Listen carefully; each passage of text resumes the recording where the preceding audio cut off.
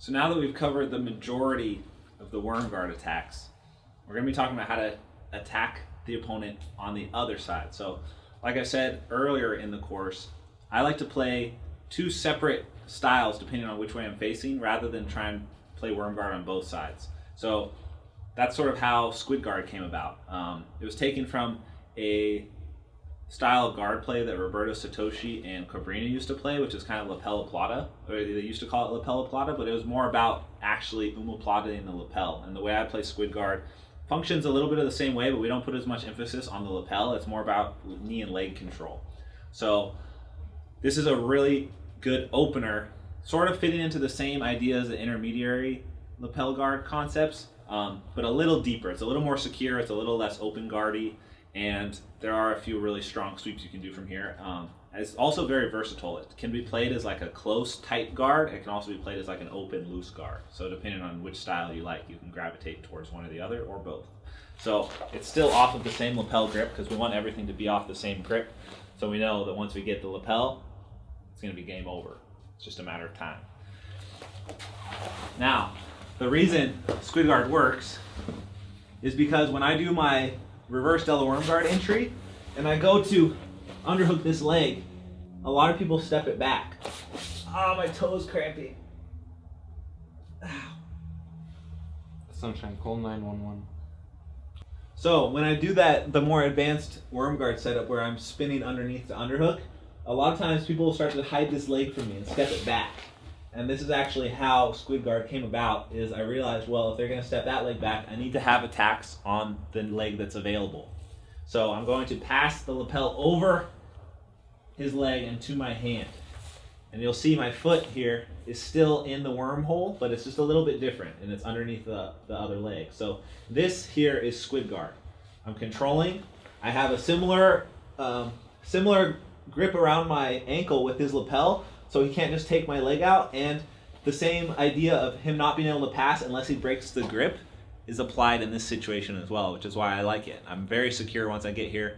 He doesn't really have any direct counter or direct grip break that can shut the position down. And it's even harder to posture up. Yeah, it's very difficult to posture. His only opportunity to posture is as I'm setting it up. He may be able to posture up here, but we have things to deal with this situation as well, which we're going to get to a little later. So when I underhook, I pass the grip, and you have two options. You can face him and square back up with him and have a really strong open guard here. If you like to play De La Hiva stuff, you can just play your De La Hiva with the Squid Guard grip, and it just reinforces any normal guard, whether it's lasso or spider, collar. Any of these grips are very good from here. And there's very simple sweeps you can do from here. You can do the basic howdy doody sweep, tilting it back, things like that from the more forward-facing guard, which we're going to get into all of them. And then the other option is to stay inverted more, or I'm spun this way, and I'm actually going to be trying to hug his knee to my chest. This is the other mode of play. I prefer this one because I feel like it leaves him less opportunities to escape or attack me back. I'm safe from knee bars here because my knee is underneath his butt.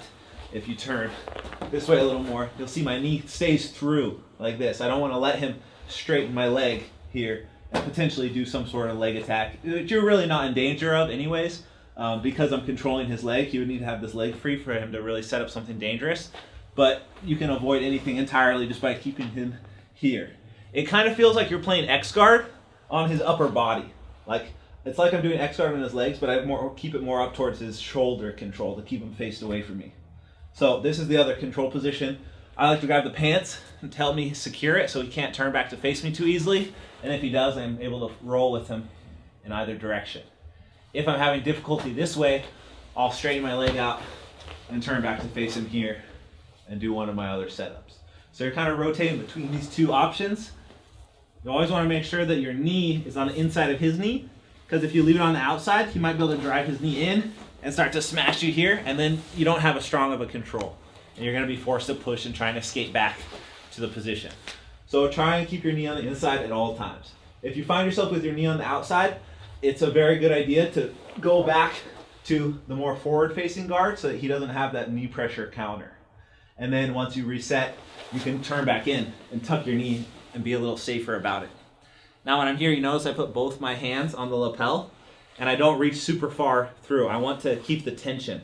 So because there's a lot of slack in this, when I'm chilling like this, I take the slack out by using my other hand and engaging it, and I sort of use that as like a strap around his knee to keep his knee tight and secure to me, like this.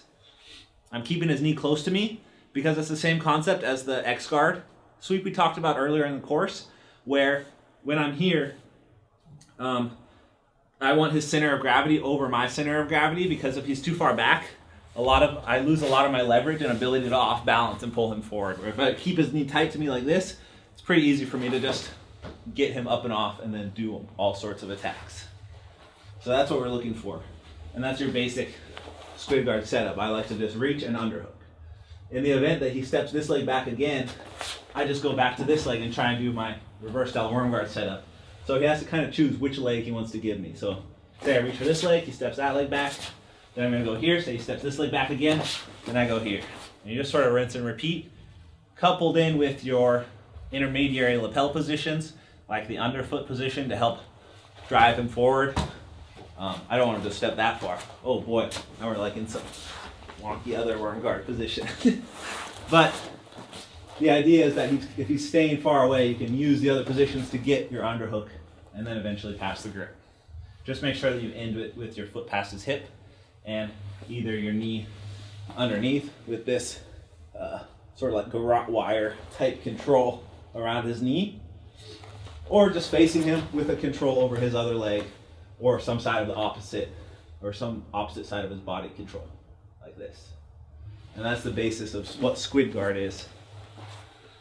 And then depending on which phase you're in, whether it's the front facing phase or the more perpendicular X guard phase, you're going to change your different attacks, which we're going to go into now.